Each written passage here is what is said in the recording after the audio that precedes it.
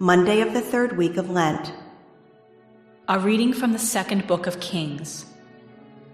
Naaman, the army commander of the king of Aram, was highly esteemed and respected by his master, for through him the Lord had brought victory to Aram. But valiant as he was, the man was a leper. Now the Arameans had captured in a raid on the land of Israel a little girl, who became the servant of Naaman's wife. "If only my master would present himself to the prophet in Samaria," she said to her mistress, "he would cure him of his leprosy." Naaman went and told his lord just what the slave girl from the land of Israel had said. "Go," said the king of Aram, "I will send along a letter to the king of Israel." So Naaman set out, taking along 10 silver talents, 6,000 gold pieces, and 10 festal garments.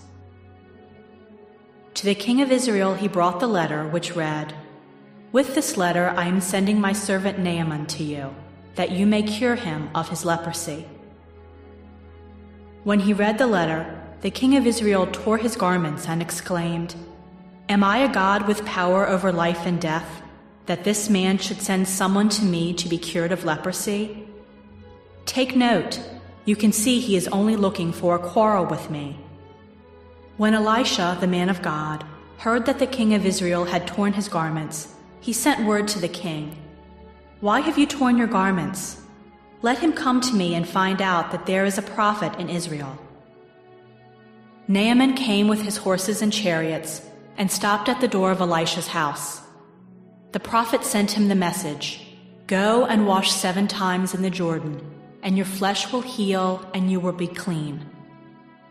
But Naaman went away angry, saying, "I thought that he would surely come out and stand there to invoke the Lord his God, and would move his hand over the spot and thus cure the leprosy.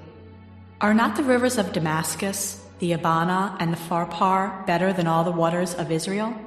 Could I not wash in them and be cleansed?" With this he turned about in anger and left. But his servants came up and reasoned with him.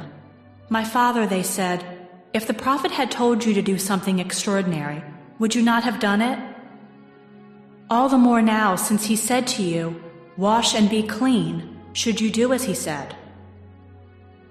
So Naaman went down and plunged into the Jordan 7 times at the word of the man of God.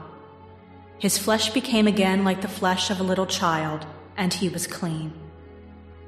He returned with his whole retinue to the man of God. On his arrival he stood before him and said, "Now I know that there is no God in all the earth except in Israel." The word of the Lord. The response is, "Athirst is my soul for the living God. When shall I go and behold the face of God? As the hind longs for the running waters, so my soul longs for you, O God. Athirst is my soul for the living God. When shall I go and behold the face of God? Athirst is my soul for God, the living God. When shall I go and behold the face of God? Athirst is my soul for the living God. When shall I go and behold the face of God? Send forth your light and your fidelity. They shall lead me on and bring me to your holy mountain, to your dwelling place. Athirst is my soul for the living God. When shall I go and behold the face of God? Then will I go into the altar of God, the God of my gladness and joy. Then will I give you thanks upon the harp, O God, my God. Athirst is my soul for the living God. When shall I go and behold the face of God? A reading from the Holy Gospel according to Luke. Jesus said to the people in the synagogue at Nazareth, "Amen, I say to you, no prophet is accepted in his own native place. Indeed, I tell you, there were many widows in Israel in the days of Elijah, when the sky was closed for 3.5 years, and a severe famine spread over the entire land. It was to none of these that Elijah was sent, but only to a widow in Zarephath in the land of Sidon. Again, there were many lepers in Israel during the time of Elisha the prophet, yet not one of them was cleansed, but only Naaman the Syrian. When the people in the synagogue heard this, they were all filled with fury. They rose up, drove him out of the town, and led him to the brow of the hill, on which their town had been built, to hurl him down headlong. But he passed through the midst of them and went away. The Gospel of the Lord. The first reading comes from 1 Kings 5, 1 to 15 AB. This is the story of Naaman, the Syrian general. He comes down with leprosy and he goes to Israel in order to be healed.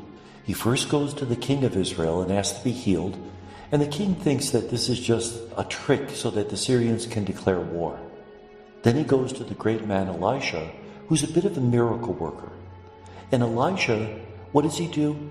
Instead of going out to touch the place that was leprous, instead of saying some formula over Naaman, he simply tells him to go to the river, the Jordan, and wash 7 times. Now the Jordan really isn't much of a river, it's more of a creek. It's a muddy creek at that. And so Naaman is a bit disappointed that he wasn't treated with the proper respect, and furthermore, he was given a chore that sounded stupid. He says, our rivers in Syria are so much better than this. One of his servants said, if the prophet had asked you a great thing, you would have done it willingly. He asked you a simple thing, why don't you do it? And in fact, he's healed. And so he goes back to his homeland, but he worships the God of Israel. In fact, he takes with him soil from Israel so that he could sort of make a small Israel in his own home. The Gospel is from Luke 4, 24 to 30. Jesus is speaking in the synagogue, but he's not accepted by his own people. They know him a little too well, so they can't see him as what he really is. So what does Jesus say? In the days of Elijah, the skies were closed for 3.5 years. Now actually they were closed for 3 years, but in the apocalyptic books such as the book of Revelation, written at this time, they changed it to 3.5, because 3.5 is half of 7. 7, remember, is the perfect number. 3.5, a portion of that. And Elijah was sent to the widow of Zarephath, who's a pagan. Elisha the prophet healed Naaman, a pagan. Pagans find it easier to accept the message of God than the Israelites. Likewise, Jesus is saying the people of Nazareth find it difficult to accept God, and those who are outsiders, those who are sinners, those who are rejected by the leaders of Israel, they would be the ones who would embrace him. Why? Because they had nothing to lose. Because they were broken, because they were poor, because they were sinners, they recognized this was their last chance. In the Gospel of Luke, they're called the Anawim. And that's something to keep in mind today. Some of the very people we reject in our minds and our judgments might reach heaven before us because they need God more than we do. We become self-sufficient. We become arrogant, self-righteous. They recognize their brokenness and reach out in desperation for God. And may God bless us.